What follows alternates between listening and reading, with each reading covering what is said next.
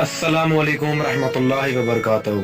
तो गाइस, जब अल्लाह ताला नाराज होता है तो ऐसी ऐसी मुसीबतें खड़ी करता है कि इंसान को उस पर यकीन नहीं होता। ये एक दरिया है जिसका ब्रिज टूट चुका है और पानी जो है ना देहातों को और शहरों को तबाह बर्बाद कर रहा है।